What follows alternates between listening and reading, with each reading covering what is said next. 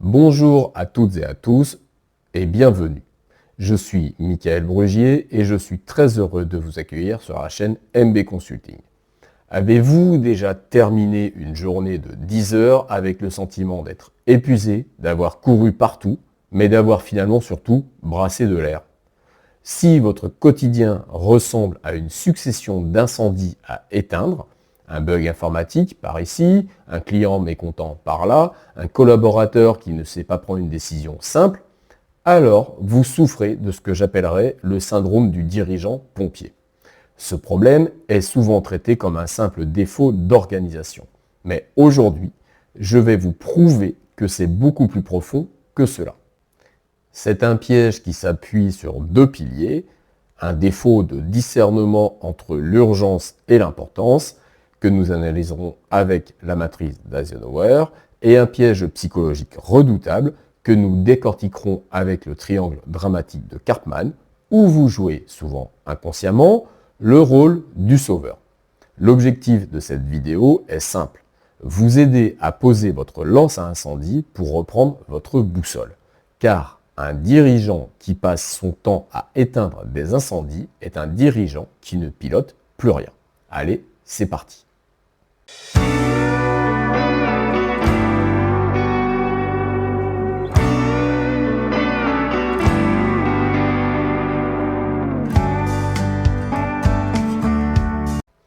Pour comprendre pourquoi nous tombons dans ce piège, il faut d'abord comprendre le fonctionnement de notre cerveau.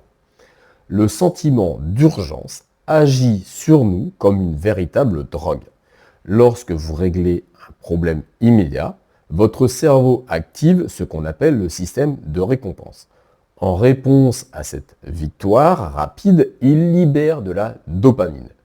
La dopamine, ce n'est pas seulement le neurotransmetteur du plaisir, c'est surtout celui de l'apprentissage par renforcement.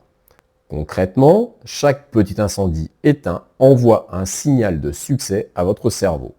Cette décharge procure une satisfaction immédiate, une sensation de puissance et d'utilité sociale. C'est extrêmement gratifiant sur l'instant, on a l'impression d'être efficace, d'être un pilier indispensable. Et le piège redoutable se trouve là. Votre cerveau en redemande. Sans vous en rendre compte, vous développez une forme de dépendance à l'adrénaline de la crise, car c'est elle qui vous assure des doses quotidiennes de gratification.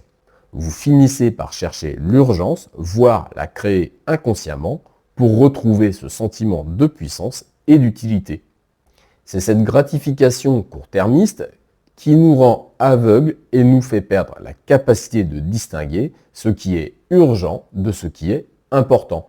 Et pour clarifier cette distinction, il n'y a pas de meilleur outil que la matrice d'Eisenhower. Regardons cela ensemble. La plupart des dirigeants pompiers passent 80% de leur temps dans le cadran 3, ce qui est urgent mais non important. Pourquoi ? Parce que c'est le cadran qui fournit la dopamine la plus facile à obtenir. Mais pendant que vous récoltez ces petites victoires, vous délaissez le cadran 2, celui de l'important mais non urgent. C'est là que réside votre stratégie, votre prévention et votre vision. Le drame, c'est qu'en sacrifiant ce cadran 2, vous garantissez que les incendies d'aujourd'hui seront les problèmes de demain. Et c'est un cercle vicieux. Mais alors, si c'est si évident, pourquoi ne changeons-nous pas ? Pourquoi restons-nous bloqués dans ce mode réaction ? C'est ici que nous quittons la gestion du temps pour entrer dans la psychologie des relations avec le triangle dramatique de Karpman. Ce triangle repose sur trois rôles, la victime, le persécuteur et le sauveur. Le dirigeant pompier, c'est le sauveur par excellence. Inconsciemment, en intervenant sans cesse pour régler le problème, vous vous rendez indispensable. Cela vous permet de renforcer votre cadre de référence, mais regardez bien ce qui se passe de l'autre côté. Si vous êtes le sauveur, vous jouez avec vos collaborateurs qui, eux, jouent le rôle de victime.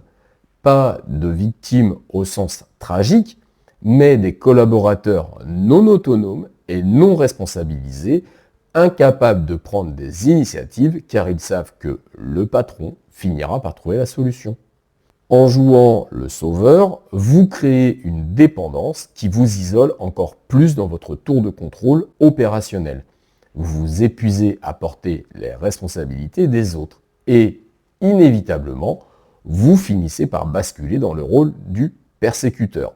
Vous devenez irritable, vous reprochez à vos équipes leur manque d'autonomie, alors que c'est vous qui avez construit ce système en ne posant jamais votre seau d'eau. Pour en savoir plus sur ces mécanismes, je vous renvoie à 2 vidéos que j'ai faites. Comment votre cadre de référence améliore vos relations et comment sortir du conflit avec le triangle de Karpman. Alors, comment sortir de ces relations toxiques et reprendre le contrôle de votre intelligence stratégique? Ce que nous appelons intelligence stratégique en sciences de gestion, c'est votre capacité à anticiper et à comprendre. Or, un pompier ne peut pas anticiper, il ne peut que réagir.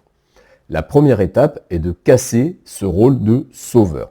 La prochaine fois qu'un collaborateur entre dans votre bureau avec un incendie, résistez à l'envie de donner la solution. Posez cette question simple. Quelle solution proposes-tu? Votre job n'est plus de régler le problème, mais de manager la personne pour qu'elle le règle ou, à défaut, qu'elle essaye déjà de trouver une solution avant de venir vous voir. C'est ainsi que vous passez du cadran 3 au cadran 2. La deuxième étape est de sanctifier votre agenda.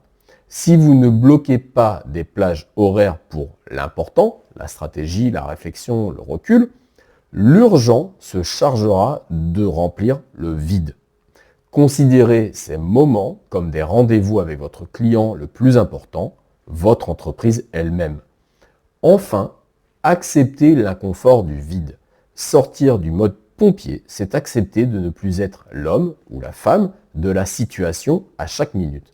C'est troquer l'adrénaline de la crise contre la sérénité du pilotage. En conclusion, le syndrome du dirigeant pompier n'est pas une fatalité liée à la taille de votre entreprise. C'est une pathologie de la gestion et de la psychologie. En utilisant la matrice d'Eisenhower pour prioriser et le triangle de Karpman pour déléguer, vous ne faites pas que gagner du temps. Vous restaurez votre santé mentale et l'autonomie de vos équipes.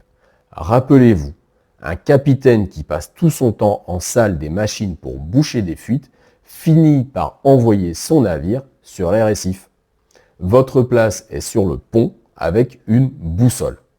Mon défi pour vous cette semaine: identifiez une tâche que vous avez traitée hier en urgence. Posez-vous honnêtement la question: est-ce que j'ai agi en sauveur? La prochaine fois qu'un sujet similaire se présente, ne donnez pas la solution. Demandez à votre collaborateur de vous proposer des solutions à la place. La question pour vous: quel est le plus gros incendie que vous avez éteint cette semaine et qui aurait pu être, selon vous, géré sans vous? On discute de tout cela en commentaire, sans jugement, pour apprendre à poser ses lances à incendie. Merci d'avoir suivi cette vidéo jusqu'au bout. Abonnez-vous pour suivre les prochaines vidéos. Et d'ici là, n'oubliez pas, prenez soin de vous et de votre entreprise.